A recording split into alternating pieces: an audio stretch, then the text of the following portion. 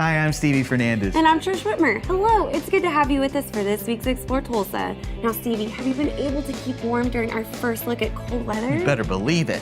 Kicked my feet up in front of the fire at the Skelly Lodge, just like so many great minds before me. So you're comparing yourself to other people who have stayed there, like Franklin Roosevelt, Harry Truman, and Dwight Eisenhower? Well, probably a little more like Truman. We're both lefties. Oh, that does make you so presidential. No wonder you fit in so well at the Skelly Lodge.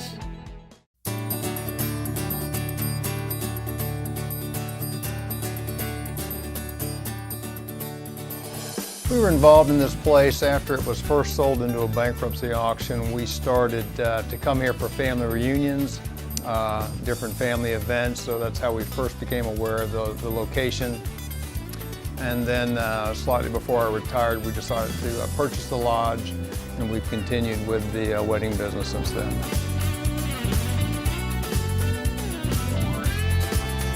The history of the lodge is that it was initially built in 1930s.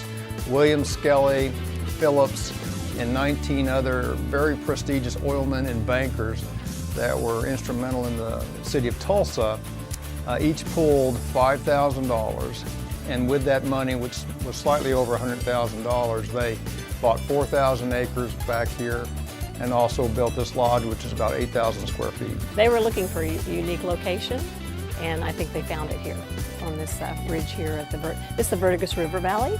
And the original group that formed to build this beautiful place, they were called the Verdigris Club because of this being the Verdigris River Valley.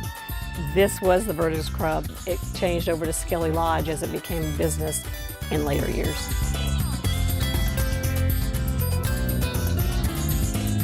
Folklore tells us that some of the presidents have stayed here: Eisenhower, Truman, Roosevelt, also Churchill. They were all in the local area at different times. There is a private strip that the oilmen and the bankers built that's just about a half a mile down the road.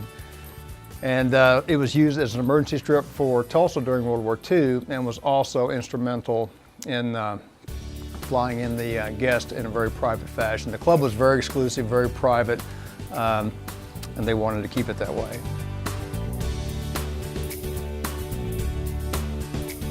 Again, the lodge is about 8,000 square feet. It has a great room with a huge fireplace in it, which is used quite often for dancing, for indoor receptions. We've had business meetings here, those kind of things. There's also a dining room and a fully functional kitchen, which obviously gets used with the caterers and such when they come, as well as the guests to lay out their buffets and things. There are 8 bedrooms upstairs. We use 2 of them for dressing rooms for brides and grooms, because we do a lot of wedding business here, as well as family reunions and other things, but 8 full bedrooms upstairs, 2 big master baths. It was, well, I say master, but hallway baths, because initially it was a hunting lodge. So none of the rooms had private bathrooms except for one, which does have a private bathroom, and that's a Skelly room.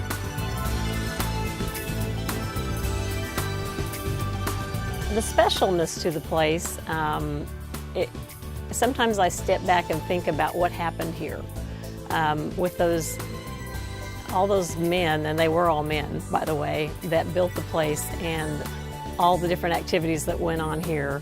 As you walk through the lodge, thinking of possibly Mr.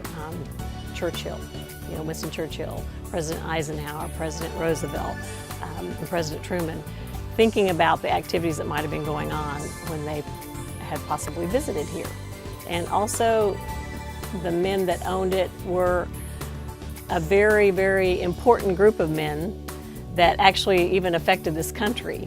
I know one story I had read in the history is that before World War I, there was a group of them that actually met to make sure that our military had the petroleum they needed to win the war. I mean, that's in Tulsa, Oklahoma, those men. So anyway, the history behind it, the view being the awesome location, the fun time for weddings when people are here for weddings, and then also the peacefulness of just being able to sit out here on the veranda and enjoy the place.